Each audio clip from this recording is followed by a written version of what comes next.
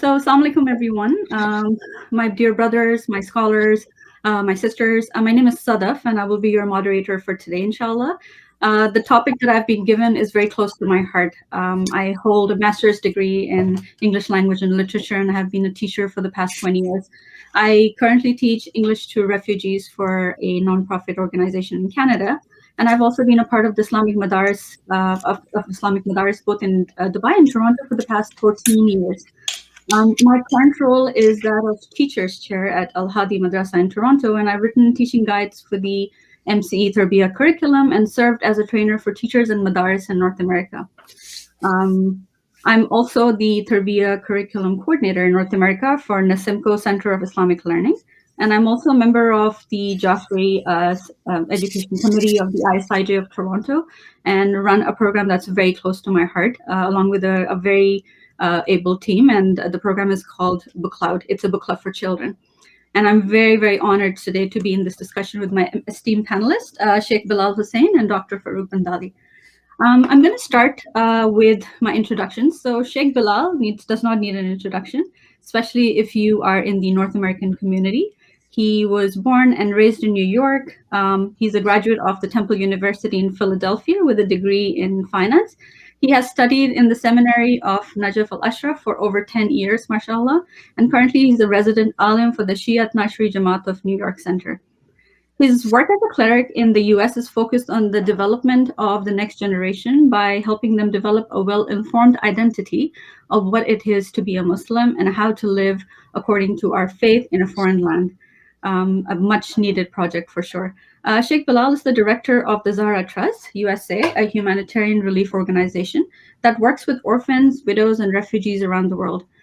Besides his accolades, he has a great sense of humor, and his chai and chat sessions are something to look out for. Assalamu alaikum, Shaykh Bilal. How are you doing today?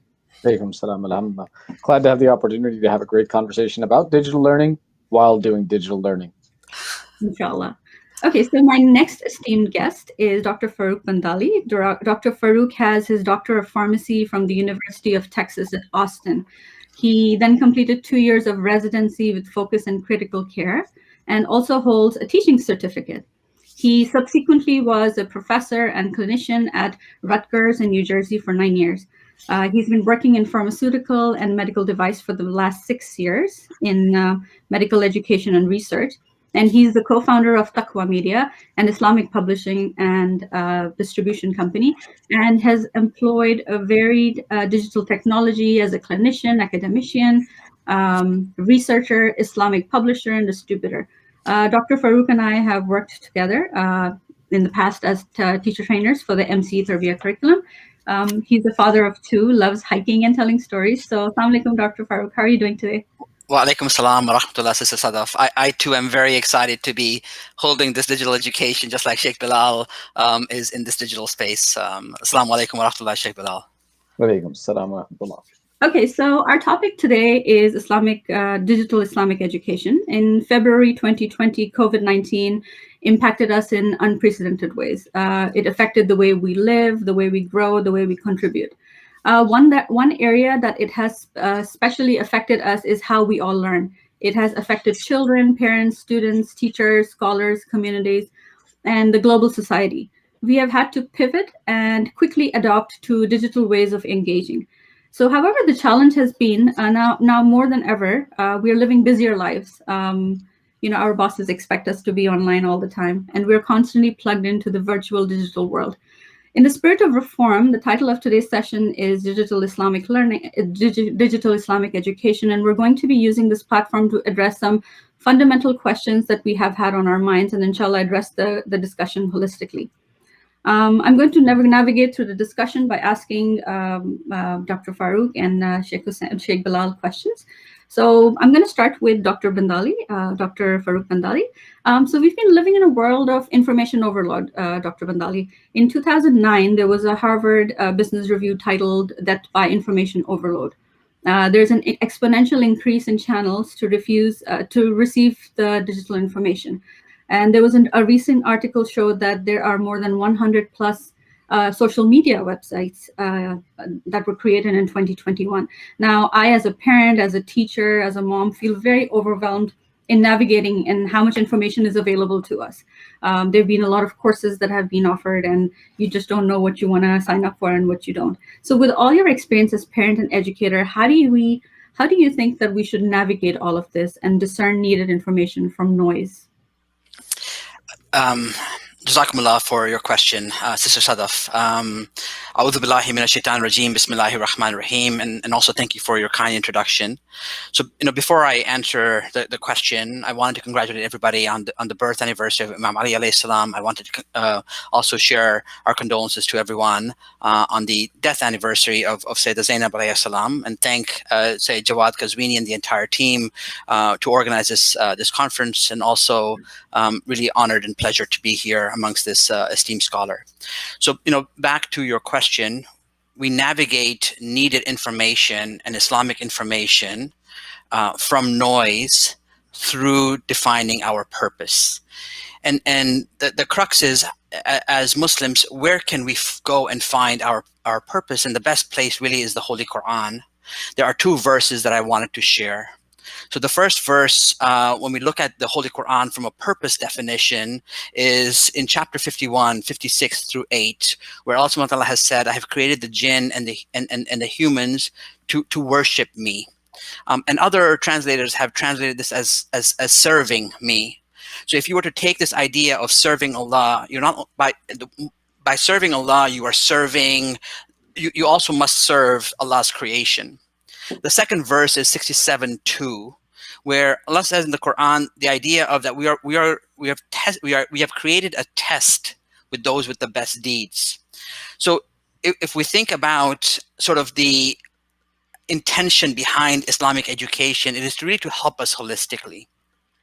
And so it is intended to help us think and speak and behave and really feel. And to be able to navigate these life struggles and to be able to attain happiness and felicity, both in this world and the hereafter.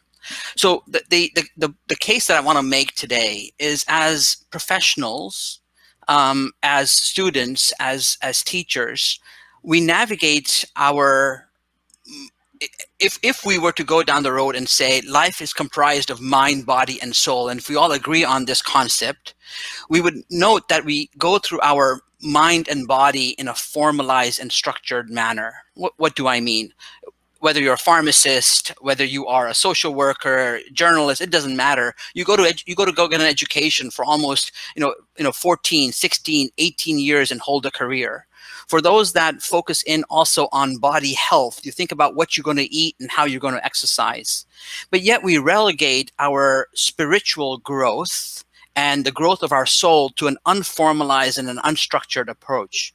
Let me give an example. If I was to think about myself and say, if I'm in my 40s and I have been to, for example, 40 Muharrams, if you were to ask me, your first Muharram when you were 15 and you can recall, do you recall learning Islam 101 and then the second year Islam 102, so on and so forth?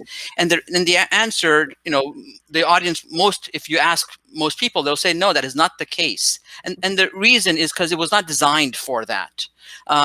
It was designed for a different purpose. And so if we think about sort of all the noise that exists out there, and ask, how do we sieve needed information from noise? The reality is to really get to the crux and to really go to the Quranic purpose. There's a final point before I pass it back to Sister Sadaf that I wanted to make, and that is the idea that Islamic education is thought to be for young children and for tweens and for teens. In reality, it is actually for everybody. It is the most important thing we can be doing, more important than any of our other roles.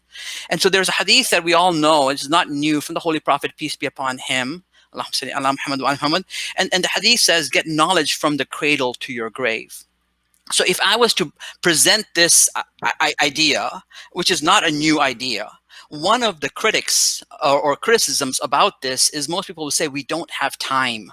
So we live busy lives, and if we were trying to sieve needed information from everything else that's out there through our purpose, how are we going to navigate this? And so recent research has really depicted the idea that, previously we were taught for the longest time, manage your time.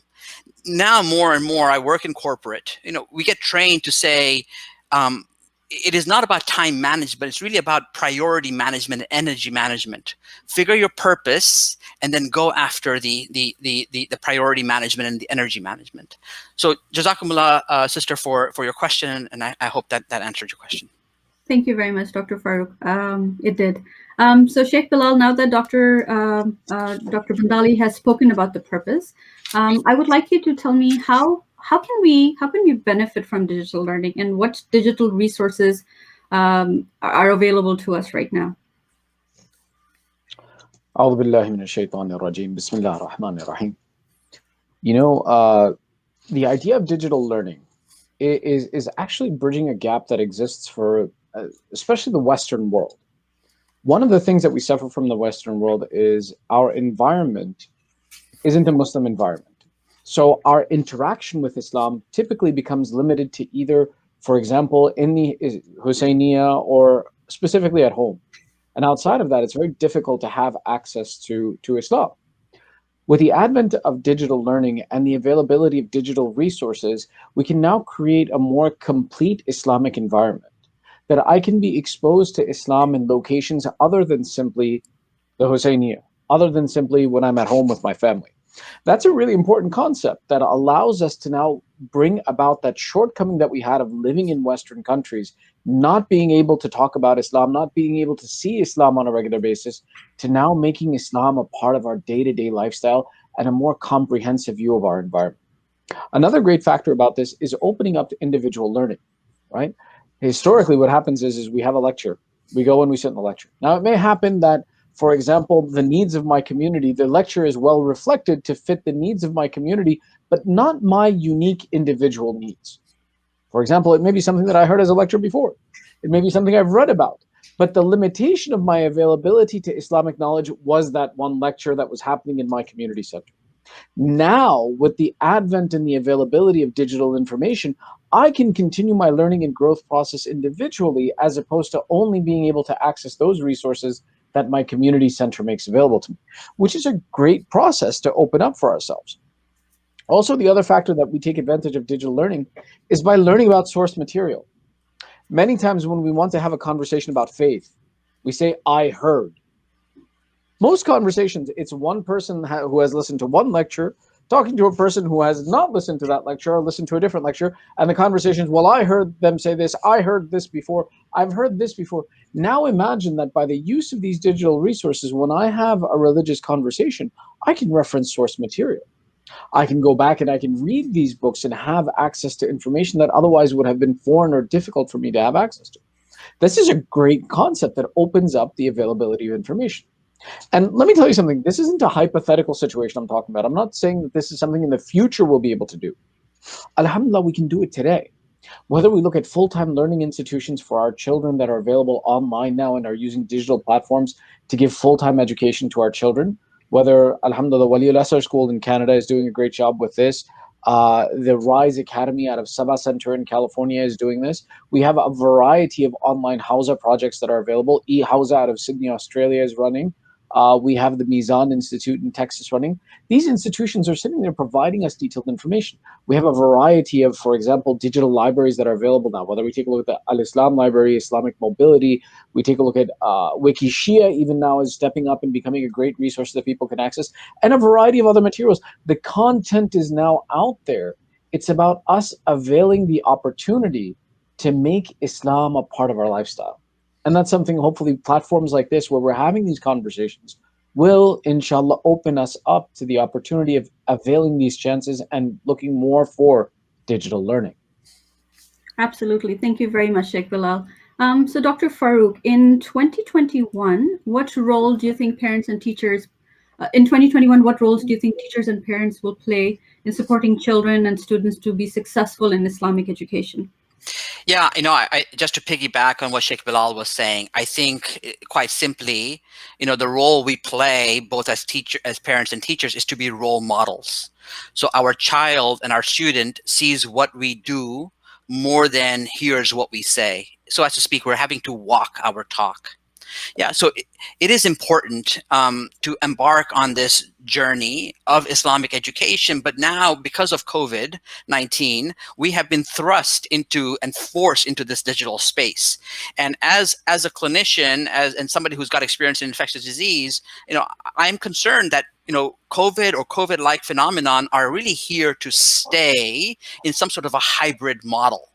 And so if nobody can predict the future, but if we are having to navigate this, one of our roles as parents and as teachers is to take our families and our children to heaven, is to take our students to heaven, right? And so in my lived experiences, the challenges that we see faced whether in families or in communities, exists, and there's deep amounts of challenges, and it exists. In my humble opinion, I think it is this lack of sort of spiritual growth or the spiritual journey that is undertaken in a systematic and a formalized manner.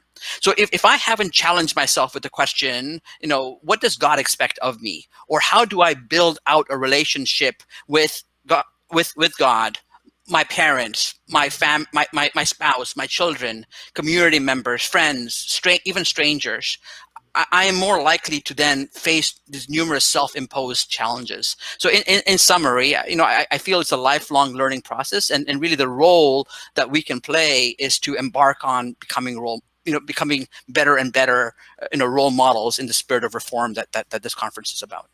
Yeah, inshallah. Thank you, Dr. Farooq. So Sheikh Bilal, now that we've briefly discussed the role of the parents and the teachers, with all that's out there, what do we need to be careful of when evaluating this digital content? So in the same way that there's nothing that's absolutely good in today's world, there's nothing that's absolutely harmful and bad. We have concerns. We are worried about the content that we expose our children to. We are worried about the content that we're exposed to.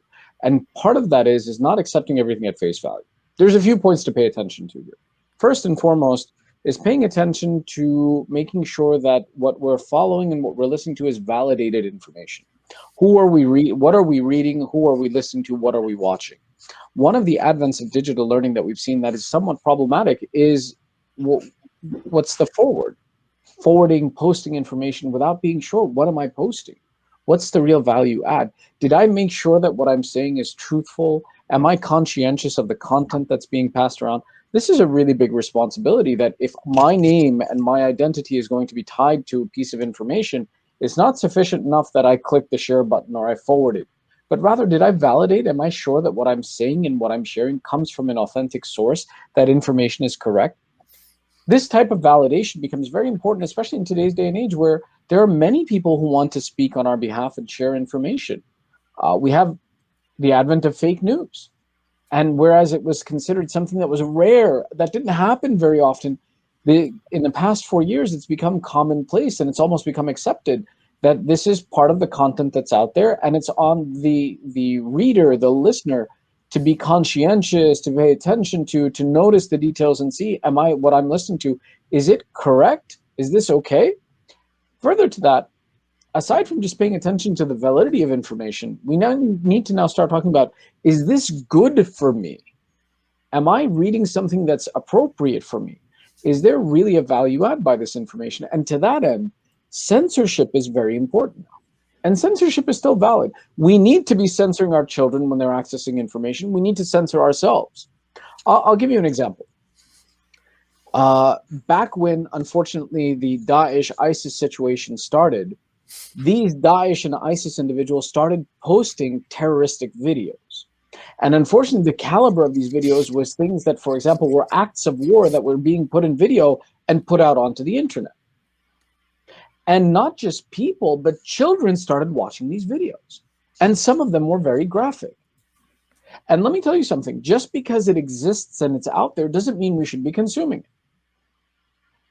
Think about it this way, right? Acts of war historically, if a person lived through a war, You weren't normal after that experience. Your life was changed. Your personality was changed. You were a different person because of that act of war.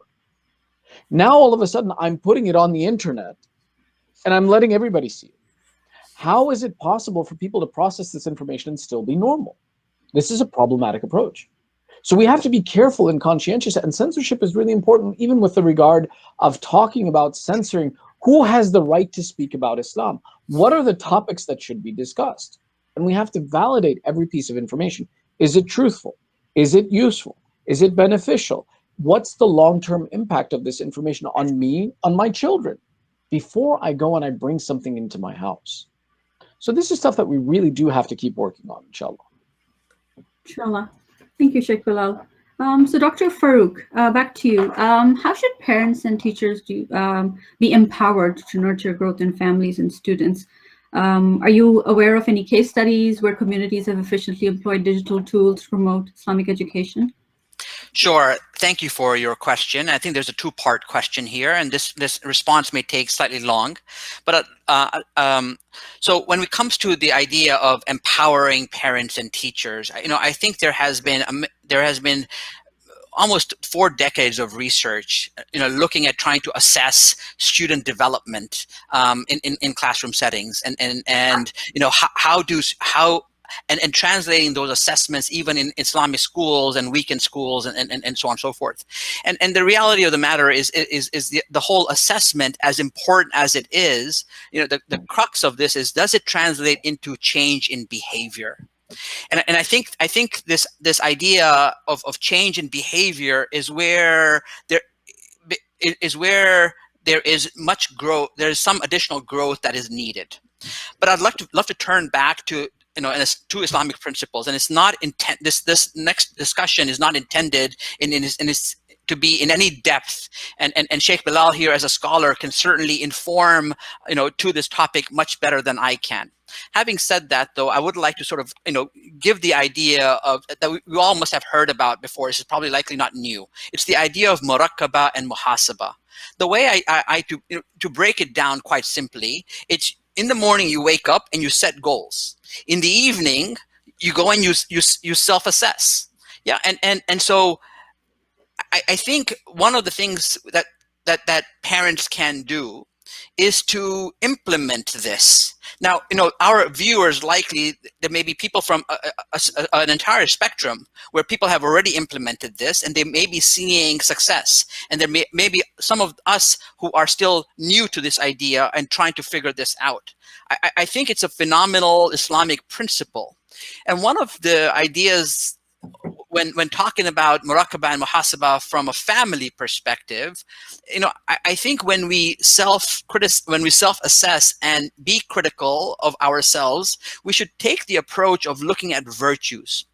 So the virtue of love for God, the virtue of the virtue of honesty and compassion, patience, respect.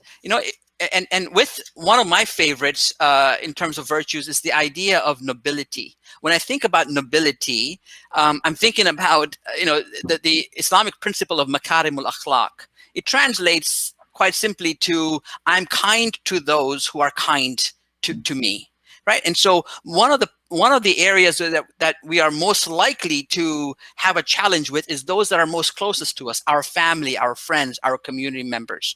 And so I think this idea of muraqabah and muhasabah, can really help with this behavioral aspect in the family. But at the same time, I feel like Islamic weekend schools, as well as Islamic schools, full-time schools, can continue to hone in on those that have already implemented this. So that's one piece to your question. The other question was, are there any communities that have implemented this, and or any case studies per se? So I can speak to 3.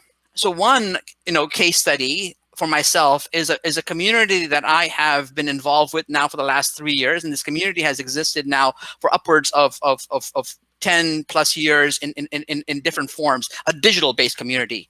It's under the leadership of Sheikh Dr. Muhammad Ali Shamali, and it was initially established,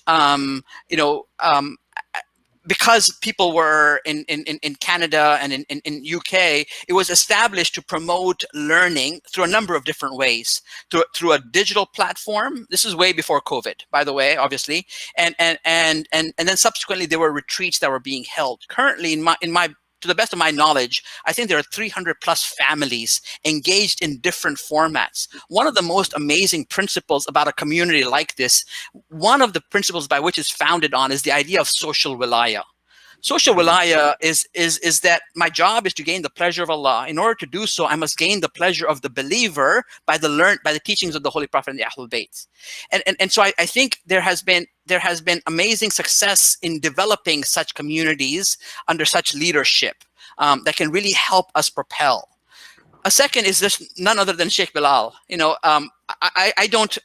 Sydney is far from me, New York. I live in New Jersey. But Shaykh Bilal, not only in his weekends classes, but also during the week, engages children, young children, and through his relationship building, my son is part of it and is thirsty to be part of his sessions. Yeah, and so I think the idea of relationship building, this idea of social walaya, is huge.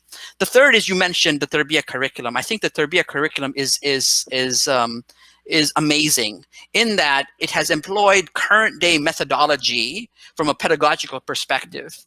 And because of COVID, we've had to now implement this digitally, in US and Canada. So I hope this sort of answers the twofold question that you had for me. Yeah, thank you very much, Dr. Farooq. So Shaykh Bilal, in closing, we have like around 4 more minutes left. So given the adoption of digital technology, do you feel community centers will become obsolete?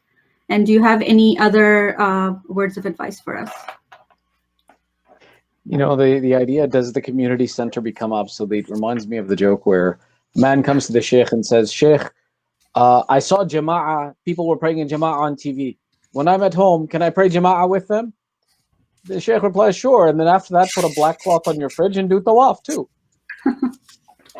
No, digital learning is not taking the place of a community center. Rather, digital learning is something that should be expanding the role of the community center in our environment.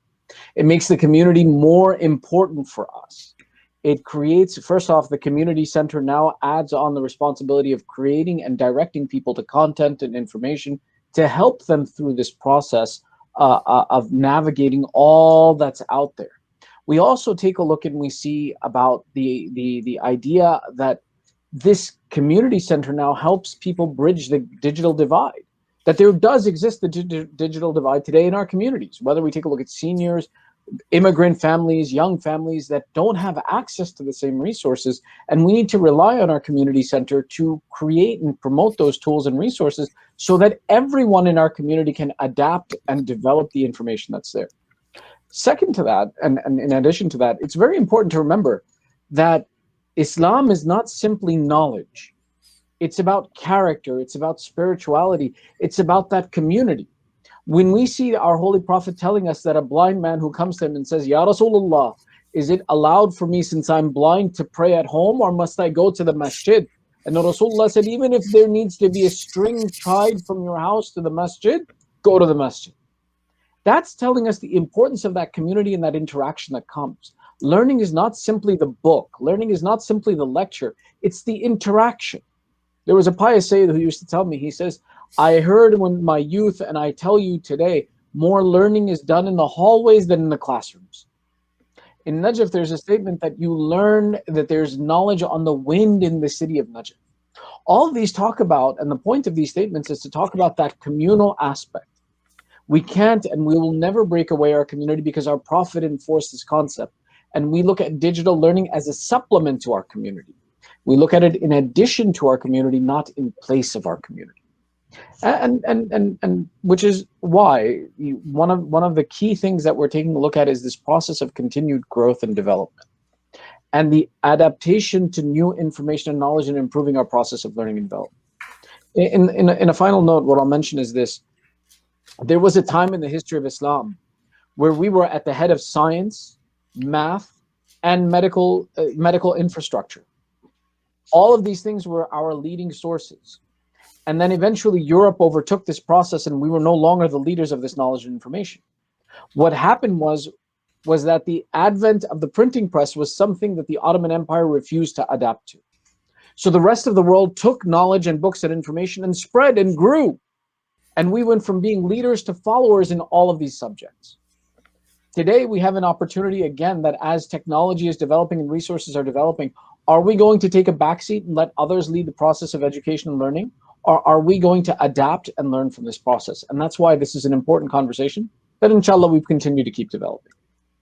Thank you very much, Shaykh Bilal. I would like to end here, and I would like to say that 30 minutes is not enough for this discussion. There's a lot more that we would all like to say on this, but inshallah, you all benefited from it. And Shaykh Bilal, thank you for your wisdom. Dr. Farooq, thank you for all the information that you shared with us. If you would like to get resources from Dr. Farooq, you can follow him on Instagram at Taqwa Media, and he will inshallah share whatever he can. And with that, I would like to end. Assalamu alaikum wa rahmatullahi wa barakatuh. Thank you very much, everybody. Wa alaikum assalam wa rahmatullahi wa barakatuh. Alaikum assalam.